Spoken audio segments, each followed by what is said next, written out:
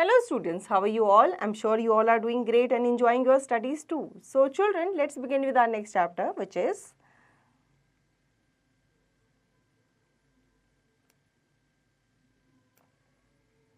chapter 2, computer work. A computer cannot work on its own. We need to enter letters, number, pictures and instructions into the computer to make it work. These are called data. Different parts of our computer do different tasks. Our computer work in 3 basic steps. Computer जो होता है वो खुद से काम नहीं करता, ये हम प्रीवियस चैप्टर में ऑलरेडी पढ़ चुके हैं। तो ये कैसे काम करता है? जब हम इसे इंस्ट्रक्शंस देते हैं, कमांड देते हैं, ठीक है। तो इसमें हमें लेटर्स को, नंबर्स को क्या करना पड़ता है? एंटर करना पड़ता है, सो दैट कंप्यूटर उन इंस्ट्रक्शंस को फॉलो कर सके और काम कर सके। तो ये जो इंस्ट्रक्शंस होते हैं ये हम देते हैं डेटाज के रूप में और ये डेटाज ही कहलाते हैं। सो कंप्यूटर जो है वो 3 बेसिक स्टेप्स पे काम करता है। So first one is input, ठीक है, इनपुट पे ही काम करता है, देन उसको प्रोसेस करता है एंड उसका आउटपुट निकालता है। तो कैसे? एग्जांपल यहाँ पे दिया गया है, हमने क्या किया? फ्रूट्स लिए, ठीक है, तो ये हो गया हमारा इनपुट। उसके बाद हमने उसको क्या किया? मिक्सर में डाला, मिक्सर ने उसको क्या किया? मिक्स किया, तो वो हो गया प्रोसेस। और उसका आउटपुट हमें क्या मिला? जूस के रूप में। तो कुछ और एग्जांपल्स हमें दिए गए हैं। इनपुट हमारे पास क्या है? वुड लॉग है। प्रोसेस उसको किया गया, देखो उसको मेकिंग हो रही है, कारपेंटर उसमें वर्क कर रहा है एंड देखो उसका आउटपुट देखो कितना सुंदर निकल आया, हमारे पास एक सुंदर सी टेबल बनकर आ गई। सो एग्जांपल यहाँ पे दिया गया है। Let us understand these steps by taking an example of our body. When our teacher asks us a question, we hear with our ears and see with our eyes. The ears and eyes are the input units. Our brain stores everything to speak. In this way, the brain works like a processing unit. When we answer with our mouth, it works an output unit. इसको और अच्छे से समझते हैं example के through. जब भी आपके टीचर आपसे कोई क्वेश्चन पूछती है तो क्या होता है? वो सुनते तो हमारे ईयर्स हैं, ठीक है, लेकिन वो कहाँ जाते हैं? उसको कहाँ देते हैं? उसको इन्फॉर्मेशन ब्रेन तक पहुँचाते हैं। उस इन्फॉर्मेशन को ब्रेन क्या करता है? उसको प्रोसेस करता है, सोचता है उस क्वेश्चन के बारे में। सपोज आपकी टीचर ने आपसे आपके शर्ट का कलर पूछा, तो आपका ब्रेन जो है वो आपकी आईज़ को इन्फॉर्मेशन देगा कि अपनी शर्ट के ऊपर देखो कौन सा कलर आपने पहना है। फिर आप क्या करते हो? आंसर कहाँ से देते हो? माउथ से देते हो।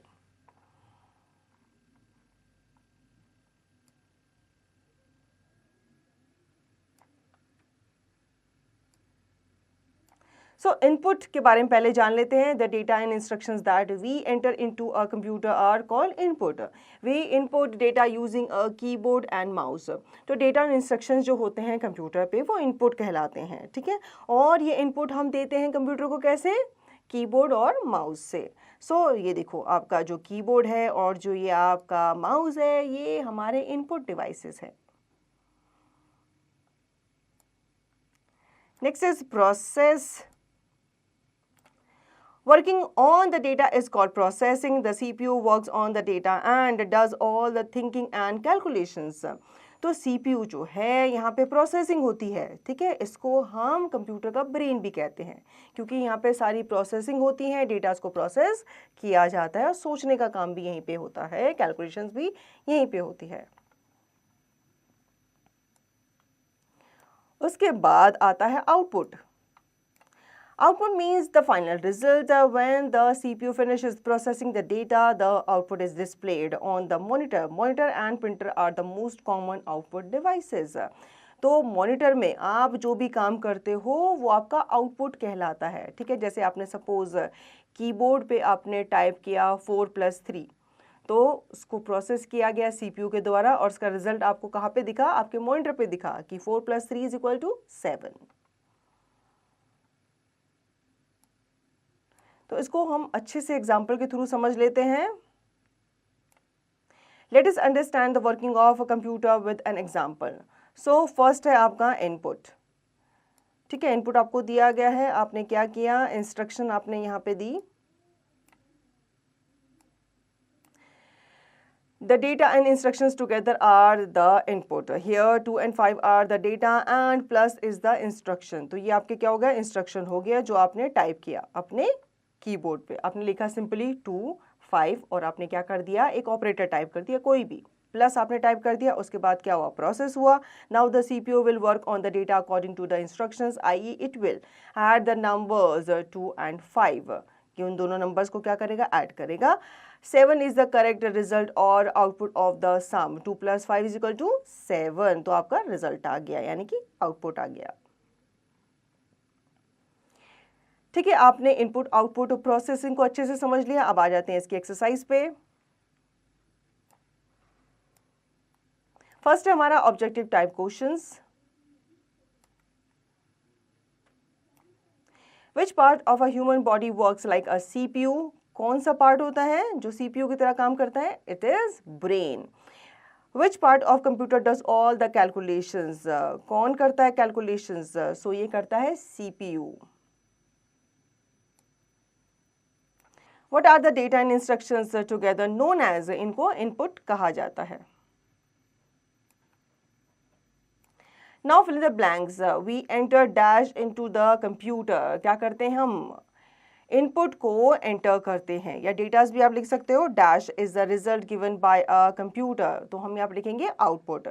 Input for a mango shake is, तो यहाँ पे क्या होगा, आप मैंगोज लेंगे, ठीक है, और उनको क्या करेंगे, मिक्सी में डालेंगे. Data can be dash and dash word and dash, तो ये क्या हो सकते हैं, लेटर्स हो सकते हैं, नंबर्स हो सकते हैं, वर्ड हो सकते हैं, और आपके कोई भी इंस्ट्रक्शंस हो सकते हैं. The data that we enter into the computer is known as input.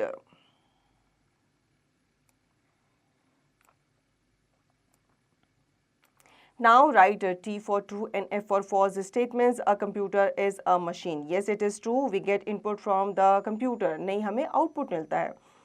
Data typed into a computer is called output. ये input कहलाता है, ठीक है, तो false है ये.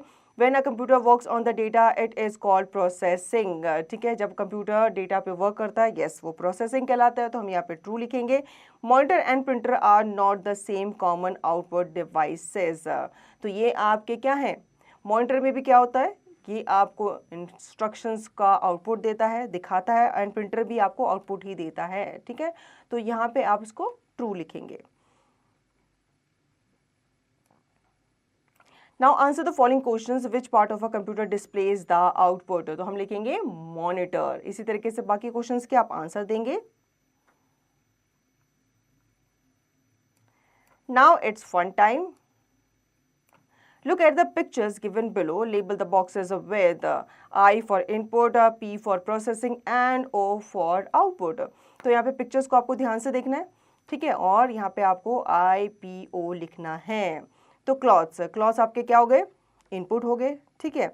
फ्रॉक क्या हो गया, ये आउटपुट हो गया, और स्टिचिंग क्लॉथ हो गया आपका प्रोसेसिंग. इसी तरीके से आप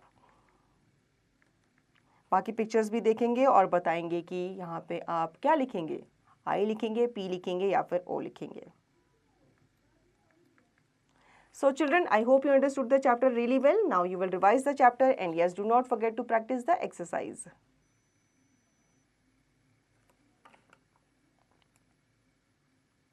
Now it's fun activity. Demonstrate to the students how to calculate using the calculator program in Windows. तो आपको पता है कि कंप्यूटर पे आप कैलकुलेशंस भी कर सकते हो, तो कैलकुलेटर को आप कैसे यूज़ कर सकते हैं, यहाँ पे आपको डेमोन्स्ट्रेट करके बताना है स्टूडेंट्स को. Try to solve the given sums first yourself, and then by using a computer, open the calculator program by clicking on Start All Program, Accessories, Calculator.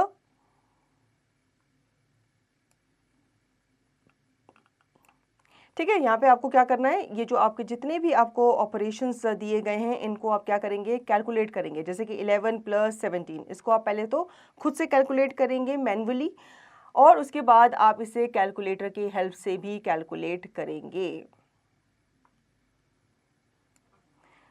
तो ये सारे सम्स को पहले आपको खुद को सॉल्व करना है, और फिर आप यहाँ पे लेंगे हेल्प कैलकुलेटर की, और फिर आप देखेंगे कि कितना टाइम आपने लगाया उस सम को सॉल्व करने में और कितना टाइम कैलकुलेटर ने लगाया.